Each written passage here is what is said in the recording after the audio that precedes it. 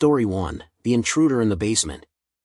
This happened during one of those long, hot summers when I was still a child, around 12 years old. It was the school vacation period, and I found myself home alone for the first time in a long while. My parents were at work, and my older brother had gone to spend the day at a friend's house. The house felt like a vast space all to myself, where I could do whatever I wanted without interruptions. I spent most of the day in the living room, immersed in the digital universe, playing games and browsing the internet. Around early afternoon, I felt the typical hunger of a growing teenager and decided to head to the kitchen, which was located at the back of the house, to grab something to eat. Upon arriving in the kitchen, a movement caught the corner of my eye through the window. At first, I didn't pay much attention, thinking it was just a shadow or the reflection of a tree swaying in the wind.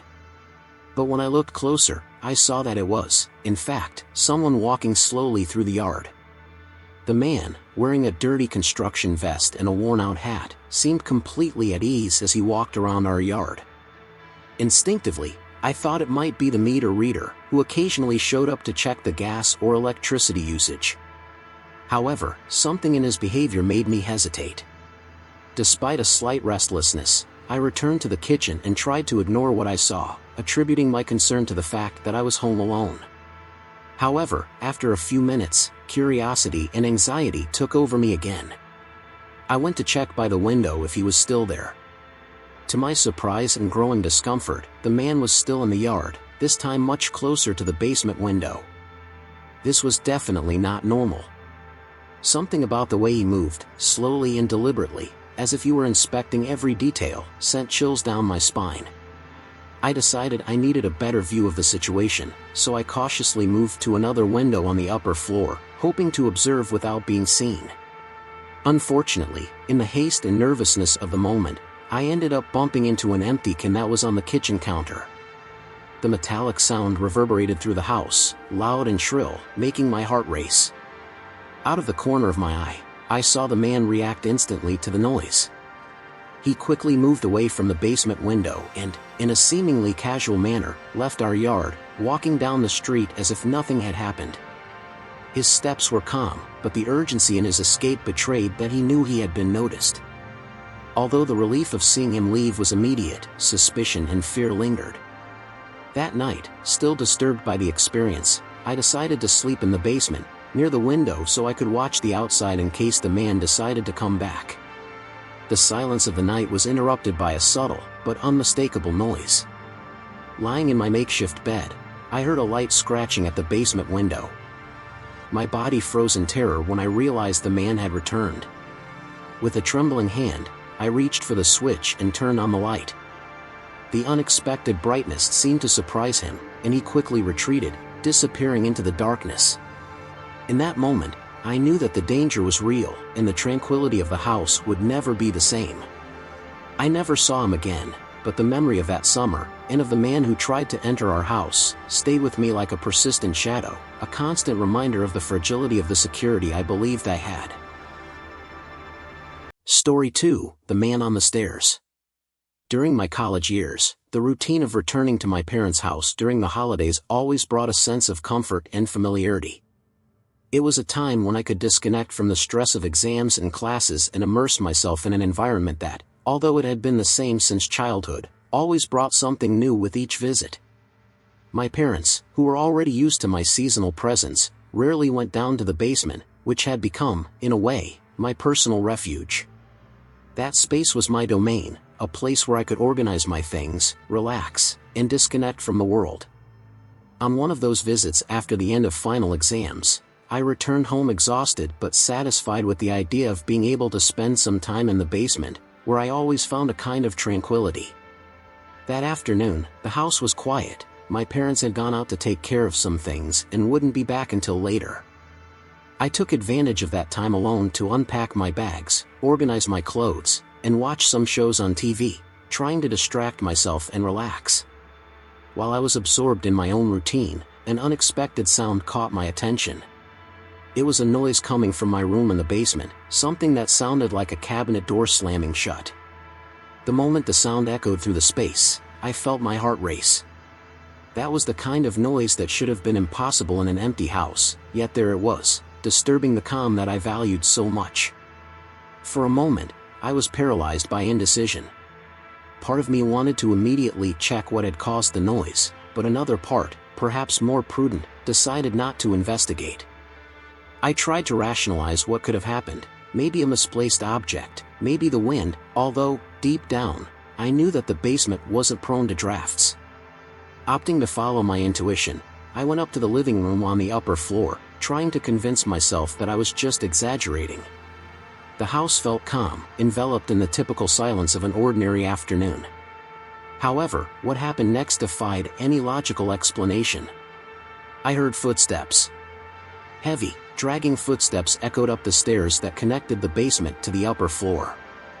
Each step seemed to bring with it a wave of rising panic. When I looked at the stairs, shock took hold of me. A man, clearly disoriented and with an appearance that indicated he was under the influence of drugs, was climbing the stairs towards me. He was not someone I recognized, and the look in his eyes conveyed a silent yet terrifying threat. Panic overwhelmed me, but at the same time, a survival instinct kicked in. Without thinking twice, I started to run. The man, noticing my movement, began to chase me, his footsteps echoing through the house, resonating in my ears like a drum of terror. My mind was blank, focused only on finding a way out. With adrenaline pulsing through my veins, I managed to exit the house and run toward the street, where, without wasting any time, I called the police. The wait for the arrival of the police felt like an eternity, but they finally arrived and, after a brief search, found the man hiding in a neighbor's backyard. He was arrested, but the mystery of how he had entered my house remained unanswered. There were no signs of forced entry, and the fact that he had emerged from the basement sent chills down my spine every time I thought about it. The experience left deep marks, transforming my parents' house, once a safe and welcoming refuge, into a place where security seemed irrevocably violated. From that day on, the basement was never the same for me. The memory of that man, emerging from the shadows and shattering the sense of security I valued so much, was etched in my mind, a constant reminder that danger can hide in the most unexpected places. Story 3: The Pursuer in the Hallway. A few months ago, I began living alone in an apartment located near the city center. It was a comfortable, modern space perfectly suited for someone like me, who valued independence and silence after a long day of work. My daily routine was always the same: wake up early, face the chaotic traffic, spend hours immersed in tasks, and at the end of the day, return home in search of rest. That specific night, I was especially tired. Work had been intense, and all I wanted was to get home, take a relaxing shower, and fall into bed. Upon entering the apartment, I automatically closed the door and turned the key in the lock, a habit I had always maintained since I started living alone. The feeling of security upon hearing the click of the lock was something that calmed me, like a sign that I was now protected from the chaos outside. After a hot shower, I made my way to the bedroom, allowing the comfort of the mattress to envelop me. I was almost falling asleep when something woke me up, a low, metallic sound coming from the front door. At first, I thought it was a product of my fatigue, maybe a dream blending with reality. But the sound persisted. Slowly, I got out of bed and walked to the door, trying not to make any noise. I pressed my eye against the peephole and saw nothing. The corridor was empty, illuminated only by the flickering yellow light that occasionally blinked, enhancing the feeling of discomfort. I stood still for a few seconds, trying to catch any movement or sound, but the silence was almost palpable. Returning to bed, I tried to convince myself that all of this was just a prank played by my tired mind. But just as my eyes began to close, the same sound from before echoed through the house once again. The doorknob was turning again, this time more insistently. Panic began to take hold of me. I returned to the peephole, my heart racing, and this time, I saw a man standing outside. He seemed calm, but there was something deeply unsettling about his presence. He kept turning the doorknob, trying to open the door, as if he were certain it would give way at any moment. For a few moments that felt like an eternity, I stood there, not knowing what to do. When he finally stopped trying to open the door and left my line of sight, my mind was on high alert. I needed to know if he had really gone away. In a moment of impulse, I opened the door, believing he was no longer there. But to my horror, he was. The man quickly turned in my direction and started running. In panic, I managed to close the door in time, locking it with all the available locks. I leaned my back against the door, breathing heavily, my heart pounding in my chest. The feeling of relief came slowly, mixed with the fear that he might try again. Since that night, my sense of security has changed forever. I never saw him again, but the memory of that figure, the feeling of imminent threat, is etched in my mind. Now, every sound in the hallway, every unusual movement, puts me on high alert. The tranquility that I once valued so much in that apartment was never the same again, and the door that used to provide me with security was now just a constant reminder that danger could be just a step away. Story 4: The Moving Blanket. After a long and exhausting business trip, I finally returned home. The apartment, usually a refuge of peace, felt different that night. There was something in the air, a tension I couldn't identify, but I attributed it to fatigue. I placed my luggage on the floor of the living room and headed to the bedroom, eager to shed the weight of the journey. As I began to unpack my bags, my eyes were drawn to something strange. In the corner of the room, a blanket was thrown on the floor in a way that didn't seem familiar to me. I frowned, trying to recall if I had left the blanket there before I left. Everything seemed in order, but the sight of that blanket, haphazardly piled, caused me an inexplicable discomfort. Perhaps it was just exhaustion playing tricks on me, I thought, trying to push away the unsettling feeling that was beginning to take hold of me. I decided I needed to refresh my mind. I went to the bathroom and started washing my face, letting the cold water run over my skin in an attempt to shake off the fatigue. I closed my eyes, taking a deep breath, searching for a rationality that was beginning to slip through my fingers. But the moment of tranquility was abruptly interrupted by a sound that chilled my blood: footsteps. Soft footsteps, but clearly audible, were coming from my room. My heart raced as I heard the sound of the footsteps getting closer. I dropped the towel I was holding and quickly locked the bathroom door, my hands trembling. There was someone in my apartment. I stood there, frozen, with my ear pressed against the door, trying to catch any other sound. The doorknob rattled. Someone was trying to open the door.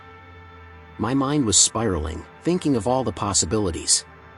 What if it was a burglar? Or worse, what if it was something unnameable? I closed my eyes tightly, trying to control my breathing, which quickened with every passing second. Time seemed to stretch, each second dragging on as I awaited the next movement.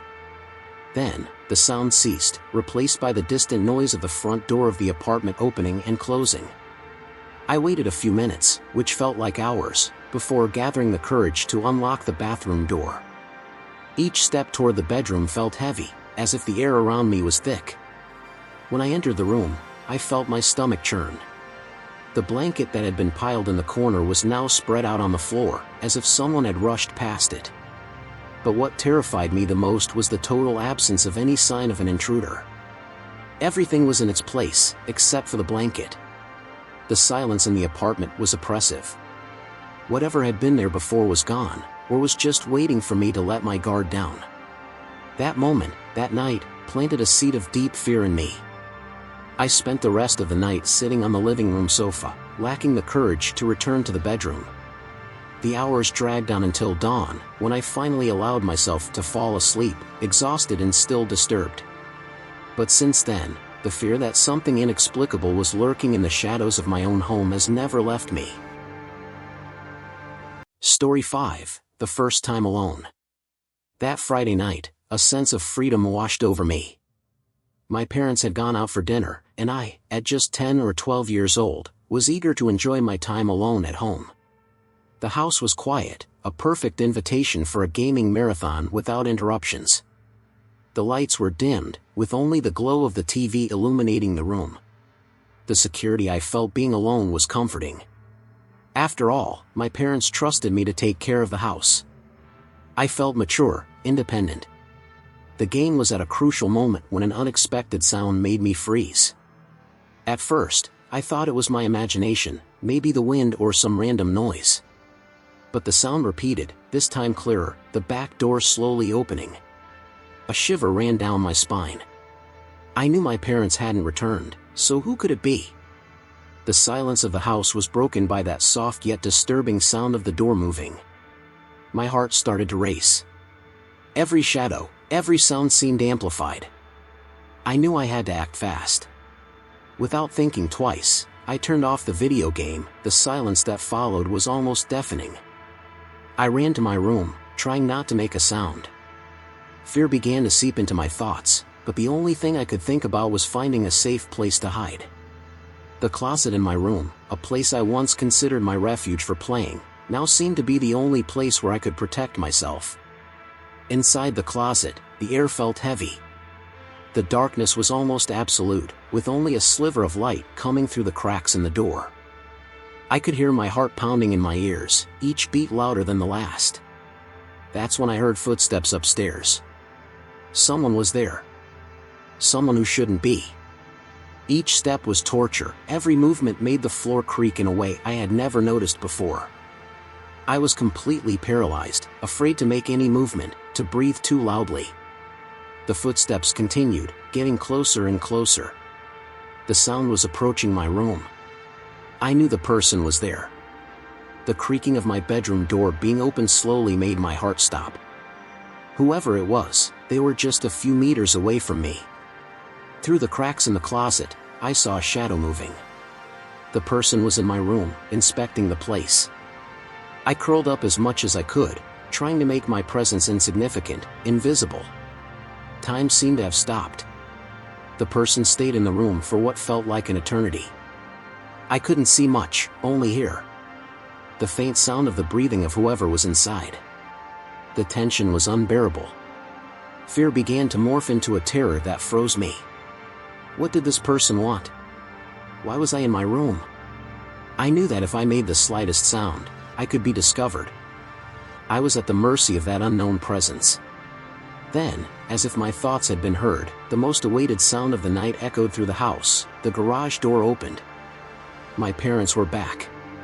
The presence in my room seemed to sense this too, as I heard hurried footsteps, heavier this time, rushing down the stairs quickly.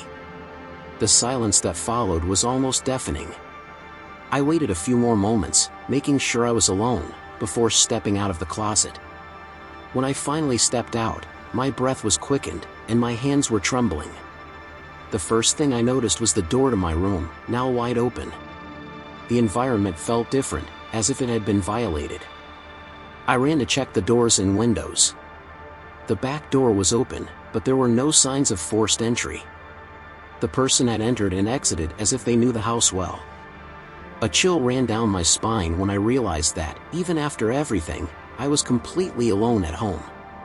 When my parents came in, the relief was immediate, but the feeling of insecurity did not disappear. I told them what had happened, hoping to find a rational explanation for what I had witnessed.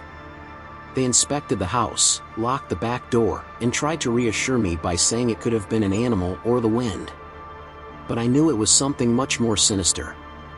The feeling of being watched was still there, persistent and unsettling. From that night on, I could never feel the same safety when I was home alone. The back door, which was once just an ordinary entrance, had now become a symbol of the terror I had experienced. Even after years, that night still haunts me. I lock the door, check the windows, but the feeling that something might happen again never completely goes away. The memory of that day, the door opening, the footsteps upstairs, is something I carry with me to this day. And in the silence of the night, sometimes it seems I can hear those footsteps again, as if the shadow of that intruder never truly left. Story 6: The Night Visitor. For years ago, I shared a small house with a friend in a quiet neighborhood. The house, although simple, was cozy, and we quickly got used to the routine of living together. It seemed like just another ordinary weekend when my friend decided to visit his sister in another city, leaving me home alone. I was looking forward to a peaceful night, perhaps with a movie or just reading a good book. The silence that enveloped the house was almost comforting, but at the same time, there was something in the air, a subtle feeling of unease that I couldn't explain. Still, I tried to ignore it. The night was advancing, and after a few hours, I began to hear a muffled sound coming from the hallway. It was a soft sound, but enough to make me stop and pay attention. I sat in silence, trying to identify what it could be. Maybe the wind hitting the windows, I thought. But the sound seemed closer, as if it were coming from inside the house. I got up, a bit hesitantly, and walked down the hallway. I looked around, but everything seemed normal. The hallway was dark, lit only by the faint light coming from the living room. Even so, the feeling that something was wrong persisted. With a slight unease, I returned to my room, trying to convince myself that it was just my imagination playing tricks. As I lay down, the sounds returned, this time clearer, like soft footsteps. My heart began to race. There was someone in the house. It was as if the footsteps echoed off the walls, getting closer and closer. I got out of bed, fear taking hold of me. The sounds were coming from the hallway, but now they were nearer, as if someone was moving silently through the house, trying not to be noticed. Trying to stay calm, I followed the sound that led me to my friend's room. The door was ajar, and the darkness inside the room was almost tangible. My heart was racing as I slowly opened the door. The light from the hallway flooded into the room, revealing what appeared to be a figure standing in the corner, between the door and the wardrobe. For a second, I was paralyzed, unable to process what I was seeing. The figure was still, but there was something deeply unsettling about the way it was positioned, as if it were deliberately trying to hide, waiting to be discovered. Time seemed to have stopped. I didn't think twice, terror took hold of me, and before I could even try to understand what was happening, I ran out of the house. Each of my steps echoed through the silent house, as if the very floor were trying to prevent me from escaping. When I finally reached the front door, I felt a wave of relief upon seeing the dark night outside. I ran to the nearest neighbor and called the police, my heart still racing uncontrollably. The wait for the officers was agonizing. The idea that someone, or something, was in that house while I was inside, watching me, was terrifying. When the police arrived, they searched the house from top to bottom. They entered each room, opened every door, checked every corner. But to my surprise, and perhaps relief, they found nothing. No evidence that anyone had been there, nothing out of place. It was as if the figure I had seen, which had scared me so much, had simply vanished without a trace. The police suggested that I might have imagined everything, that perhaps it was the stress of being alone in an old house, where the wind and nighttime sounds could easily be mistaken for something more sinister. But I knew what I had seen. The figure standing there, between the door and the wardrobe, was real. After that night, the house was never the same. Every sound, every shadow, seemed to have a new meaning. My friend, upon returning, tried to calm me down, saying that it was all just a misunderstanding on my part, but deep down, he was also unsettled. It didn't take long for us to decide to move. The feeling of insecurity, that something wasn't right, never left us. The memory of that figure, standing in the room, is something that still haunts me. To this day, I can't help but wonder, what was hidden in that room, and why did it seem to be waiting for me? Story 7, The Sound at the Door. When I bought my first house in the countryside, I was in my early 20s, and the feeling of freedom and achievement was unparalleled. The house was exactly what I had always dreamed of, isolated, surrounded by a vast expanse of trees that seemed to stretch infinitely as far as the eye could see. The peace I found there was something I had never experienced before.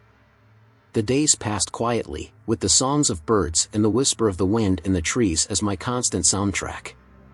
There were no nearby neighbors, and this solitude, which for many could seem frightening, was a blessing for me. I loved the privacy that the house in the countryside provided, feeling like I was finally in a place where I could be completely myself, away from the noise and distractions of the city. But it was during a winter night that everything changed. The day had been long and tiring. It had snowed all day, and the cold wind that blew seemed to cut through the skin. After a hot bath and a simple meal, I went to bed, ready for a deep night's sleep. The house was completely silent, except for the occasional crackle of the wood in the fireplace. Fatigue quickly took me to sleep, and I fell asleep almost instantly, wrapped in the comfortable warmth of the blankets. I don't know exactly how much time passed, but I was abruptly awakened by a sound that made me freeze completely. At first, I thought it was part of a dream, but soon I realized that the sound was real and was coming from the basement. It was a subtle but unmistakable sound of someone trying to open the basement doors. The metallic noise of the doorknobs being manipulated, followed by a slight creak, echoed through the silent house. At first, I was paralyzed in bed, my heart racing and my mind confused. Who could be there, in the middle of that cold night, trying to get into my basement? The feeling of vulnerability took over me. I was alone in an isolated house, and someone was outside, in the middle of the night. The adrenaline began to course through my body, and I knew I needed to act. I quickly got up, trying to be as silent as possible.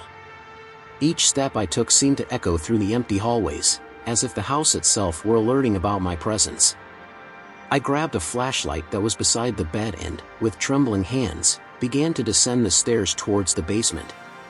The sound continued, insistent, as if the person outside was determined to get in. When I finally reached the basement, I stood still for a moment, listening intently. The sound had stopped. All I could hear now was the sound of my own breathing and the rapid beating of my heart. I hesitated before approaching the doors. With the flashlight in one hand and the other on the doorknob, I opened the basement door with a quick motion. The light from the flashlight swept across the dark space, revealing the stairs that led outside. There was no one there. The relief was immediate, but it didn't last long. As I directed the light outside, my eyes fixed on the ground covered in snow. There were footprints. Clear, distinct, as if someone had just been there. The marks started at the basement doors and followed a path until they disappeared into the darkness of the trees. The sight of the footprints made me tremble. There was no doubt that someone had tried to enter. The person should have run away as soon as they heard my footsteps coming down the stairs. For a moment, I stood there, staring at the footprints that mingled with the snow, my mind racing with all the terrifying possibilities of what could have happened if I hadn't woken up. I slammed the basement doors shut, locking them carefully. I climbed back up the stairs to the ground floor, checking every window, every door, making sure everything was locked and secure. But even with all the precautions, the sense of safety I had felt while living there had vanished. The field, which once seemed like a refuge of tranquility, now felt threatening to me, with every shadow and every night sound serving as a reminder that I was alone and vulnerable. In the days that followed, the sense of unease persisted. The calm of the field was never the same again. I kept all the doors locked, checked the windows frequently, and the sleep that was once deep and restorative was now light and troubled. Whenever night fell, I couldn't help but think of those moments of panic, of the certainty that there was something out there, lurking in the darkness. And even though I have never seen footprints in the snow again or heard the sounds once more, the memory of that night still haunts me, like a shadow that refuses to disappear. Story 8: The Man in the Shed. When I was 16 years old, my parents often traveled for work, leaving me responsible for the house. I enjoyed the feeling of independence, being able to make my own decisions and take care of everything by myself. Their trips became routine, and I got used to spending entire nights alone, lost in my own thoughts, sometimes watching movies late or playing video games. That particular night, I decided to go out for a bite at the diner in town.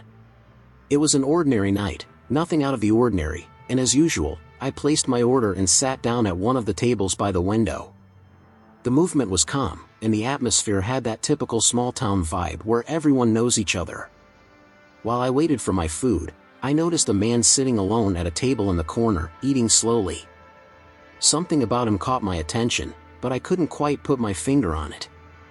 He seemed out of place, as if he didn't belong there, but I thought it was just my impression. The evening went on, I ate, paid the bill, and headed home, feeling that tranquility that always accompanied me. The street was quiet, illuminated only by the streetlights, and I enjoyed the silence that only a small town in the countryside can offer. When I got home, I opened the front door and stepped inside, ready to relax and maybe watch a movie before bed. That's when I heard a subtle sound coming from the door.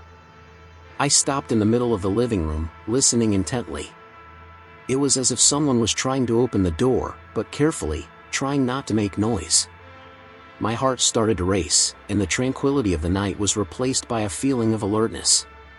I approached the door quietly and looked through the peephole, expecting to see what was on the other side. To my surprise, there was no one there. The hallway was empty, and everything seemed normal. However, the feeling that something was wrong didn't go away. The house was in complete silence, but that sound I heard still echoed in my mind. I decided to check the backyard. Something told me I should be cautious. I walked to the kitchen and peeked through the window that looked out onto the yard. And then I saw him. A figure moving in the shadows, heading towards the shed at the back of the yard. My stomach churned when I realized it was the same man I had seen at the diner earlier that night. He was there, in my backyard, sneaking towards the shed as if he knew the place well. My first instinct was panic. How did he find me? Why was he following me? 1,000 questions started to arise in my mind, but fear took over, and the only thing I could do was stand still, watching as he entered the shed. With trembling hands, I picked up the phone and called the police, trying my best to stay calm while describing what was happening. The operator told me to stay inside the house, but my gaze remained fixed on the shed, waiting to see what would happen next. Time seemed to drag on, each second feeling like an eternity. My breathing was heavy, and the silence of the house was almost deafening. Then, I saw him come out of the shed carrying tools. The dim light of the backyard partially illuminated his face, and his expression was one of total concentration, as if he knew exactly what he was doing. He began to approach the house, heading for the back door, where he started trying to break in. The door creaked under the pressure, and I knew I had little time. Without thinking much, I ran to the front door. Panic propelled me to act quickly. I turned the key in the lock and stepped outside, my heart racing uncontrollably. Once out, I ran to the nearest neighbor's house, where I knew I would be safe. Throughout the entire journey, the only thing I could think about was that he had been following me since the diner, that he had chosen me as a target. When I finally arrived at the neighbor's house, I knocked desperately on the door, pleading for someone to answer. When the door opened, I tried to explain quickly what was happening, and the neighbor let me in while I waited for the police. The next few minutes were a blur of emotions. The police arrived quickly, surrounding the house, and as I watched from afar, I felt a mix of fear and relief. Relief knowing they were there, and fear of what could have happened if I hadn't acted in time. I saw the police entering my house and, shortly after, the man being taken away in handcuffs. He seemed calm, almost indifferent, as if he had been caught doing something trivial. But for me, that was the most terrifying moment of my life. The incident left me deeply shaken. Knowing that he had followed me, that he had planned to break into my house, was something that took away my peace for a long time. The feeling of safety I had, the confidence that I could handle everything on my own, had vanished. For weeks, I was on edge, listening for any sound, any suspicious movement, unable to fully relax. Even after my parents returned, the house was never the same. What was once a peaceful refuge had transformed into a place of disturbing memories, and that man, whom I had never seen again, still haunted my thoughts, like a persistent shadow that refused to fade away.